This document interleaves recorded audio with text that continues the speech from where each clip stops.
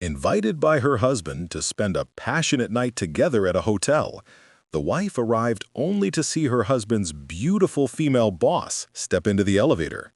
Her instincts immediately went on high alert. Meanwhile, completely unaware of this, Do-hoon was happily decorating their hotel room, preparing for a fiery night. Just after he finished scattering rose petals all over the bed, the doorbell rang. Thinking it was Yura, he opened the door, only to find Director Oh standing there. Director Oh gave Do-hoon a new assignment: to kill a man who would be leaving the country in 3 days.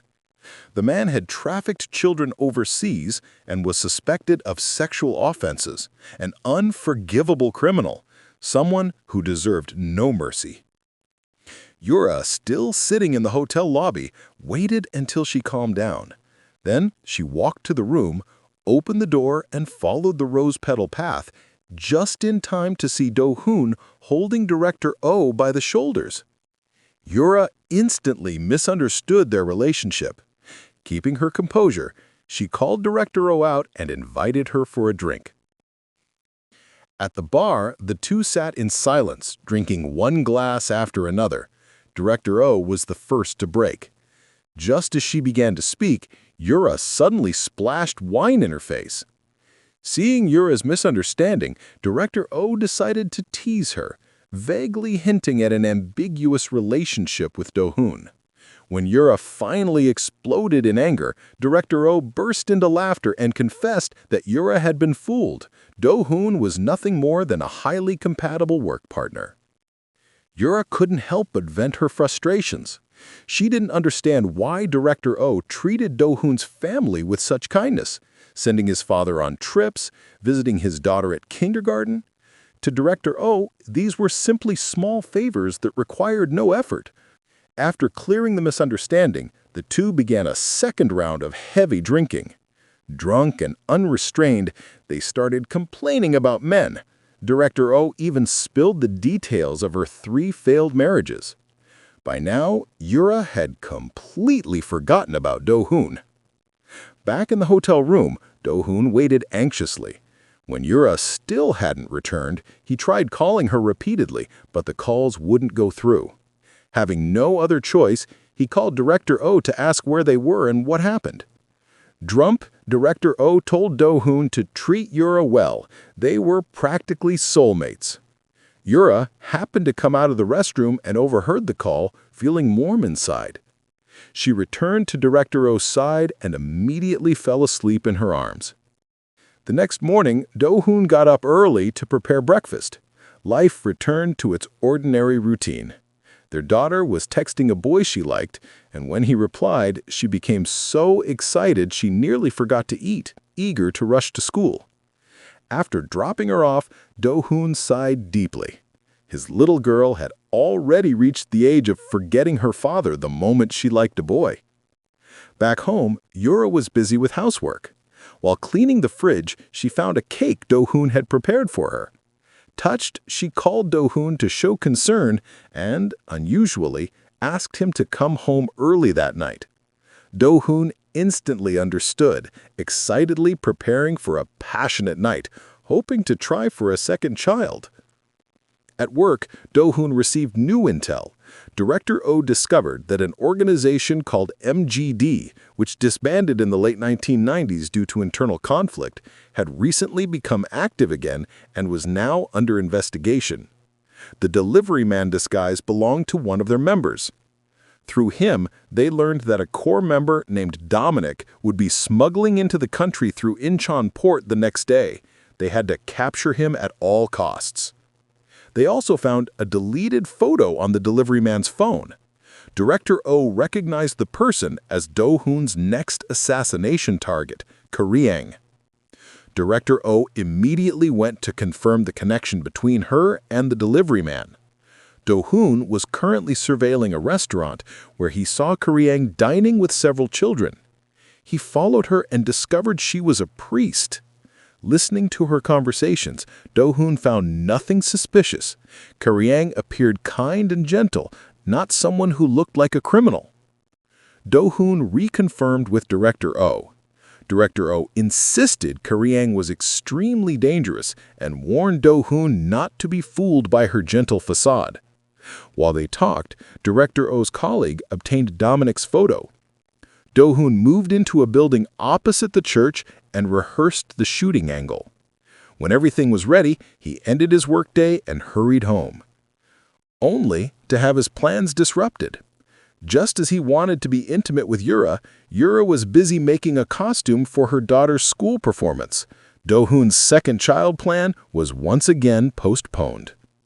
Do-hoon grumbled at his daughter, and the two bickered before finally falling asleep as a family.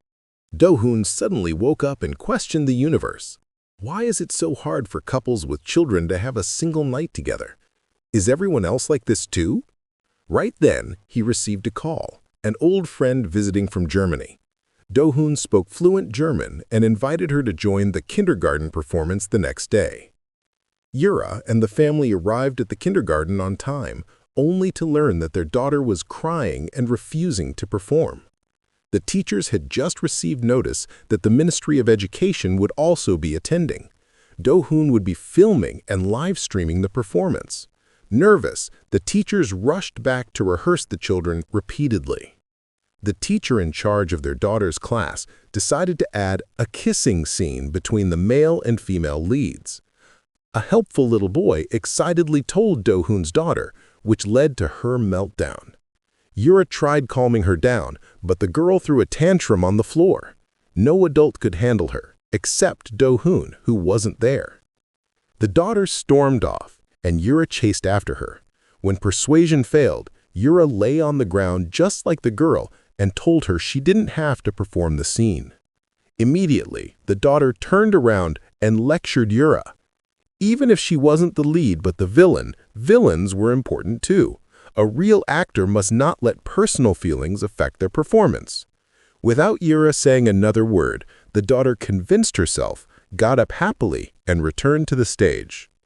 Do-hoon never appeared. He was still working. He learned that Karyang had retired years ago and asked for reconfirmation. Director Oh said the higher-ups ordered immediate execution. Do-hoon armed himself and prepared to act. Just as he aimed at Karyang through the window, Director Oh reported a change in orders. They now needed to bring Karyang in alive. Do-hoon withdrew and ended the operation. But as Karyang was about to leave by car, a foreign man approached and shot her on the spot. Shocked, Do-hoon rushed to the kindergarten and caught the final moments of the performance. His daughter, playing the villain, was killed and lay on the ground watching the little boy prepare to kiss the female lead. Suddenly, she stood up, pushed the girl aside, and kissed the boy herself. The entire hall fell silent. Every parent and teacher was stunned. Do-hoon, arriving just in time to witness the scene, stood frozen in disbelief. At that moment, his friend Wolf appeared, the same man who shot Karyang in the parking lot. Do-hoon hugged him enthusiastically. Sitting in the car, devastated, he loudly told his daughter that she was only allowed to kiss her father. What infuriated Do-hoon even more was that his daughter was chasing after a boy who didn't even like her back. Feeling wronged, the daughter said that seeing the boy kiss another girl had broken her heart, and she only kissed him first so she could survive. Do-hoon's brother commented that the boy's parents might demand compensation for emotional distress. Hearing that, the whole family panicked, and the grandfather suggested they go apologize. At that moment, they spotted the boy walking ahead. Do-hoon quickly started the car and stopped him on the roadside. After probing a bit, they learned the boy's parents had no idea about the kiss. Immediately, Yura invited the boy to join them for dinner. Without waiting for his answer, she simply scooped him up and carried him into the car. At the restaurant, the adults were busy eating while the children talked outside. Hearing the daughter's sincere confession, the boy wasn't offended at all. In fact, he kissed her on the cheek. Their friendship grew even closer. After dinner, everyone went to karaoke. The grandfather, worried about his sick girlfriend, left the children to go visit her. Just as they were about to start singing, Do-hoon's brother, who had been planning to ask the family for money, lost his mood. He was angry at their father for seeing another woman. He remembered his late mother's words, he must never allow his father to be with anyone else. Hearing this, Do-hoon became confused. His mother had never said anything like that. On the contrary, she had hoped her husband would remarry and didn't want him to live alone.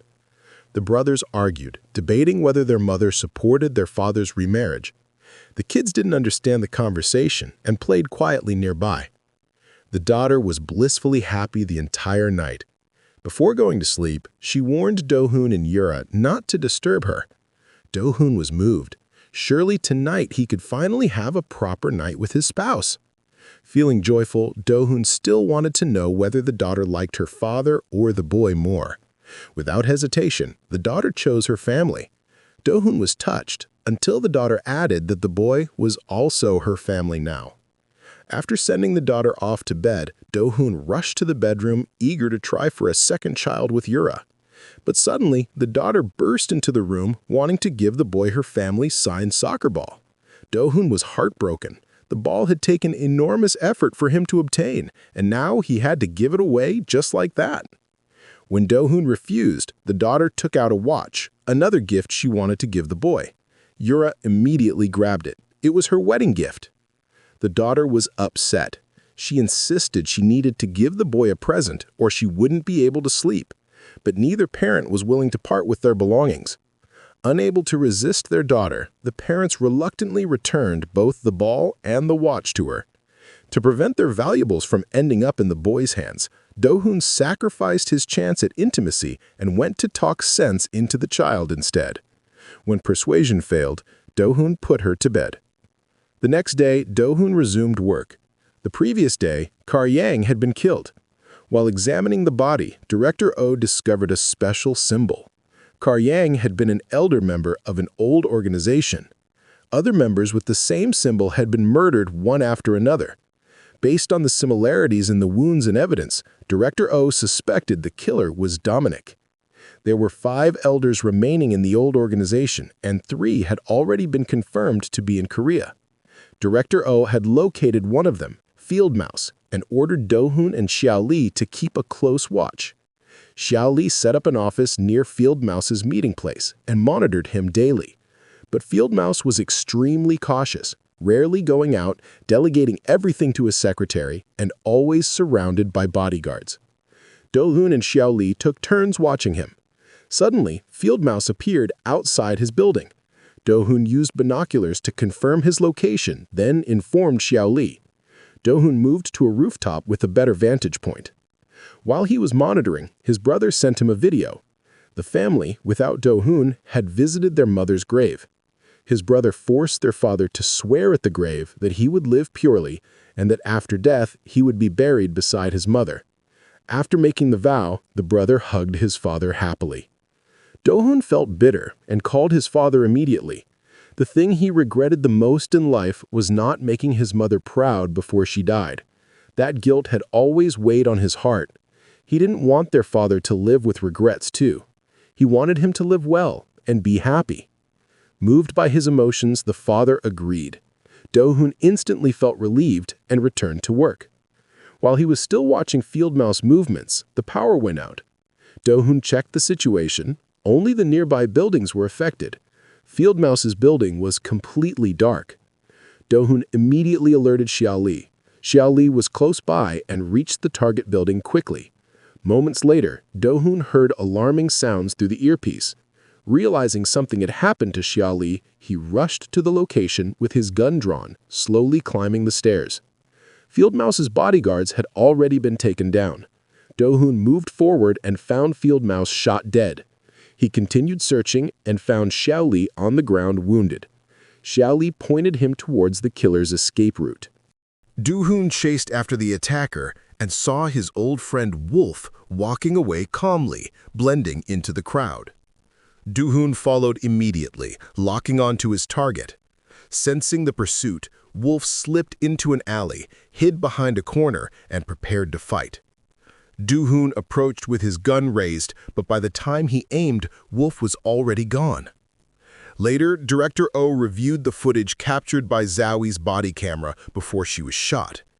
They managed to capture the killer's face, though it was blurry, so Director Oh ordered a reconstruction. After working overtime, Do-hoon returned home. That night, the family held a meeting about their father's remarriage.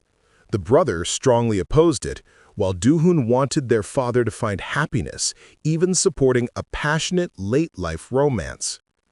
Unable to reach a conclusion, they became curious about their mother's final words. The brother found an old camcorder with her recorded message. Watching the footage of his mother, Do-hoon saw her describe him as an excellent son, someone who paid for his father's medical bills, bought appliances for the family, and paid for his brother's tuition.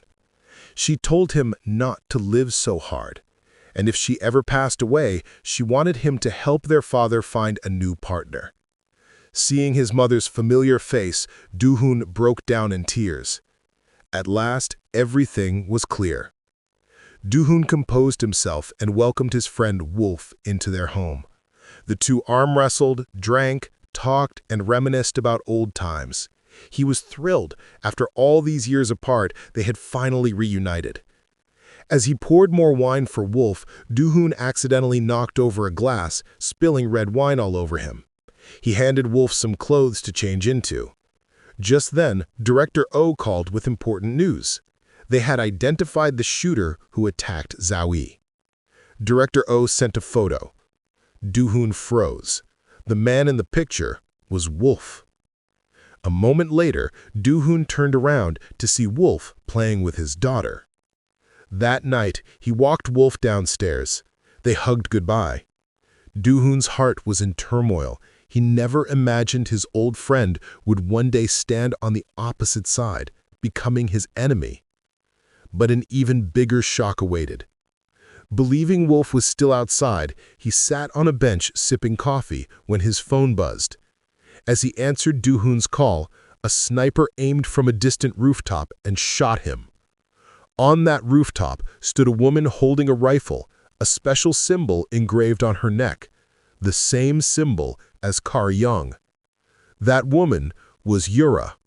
Don't forget to like, comment, share with friends, and subscribe to the channel. I will be back with the rest of the story soon.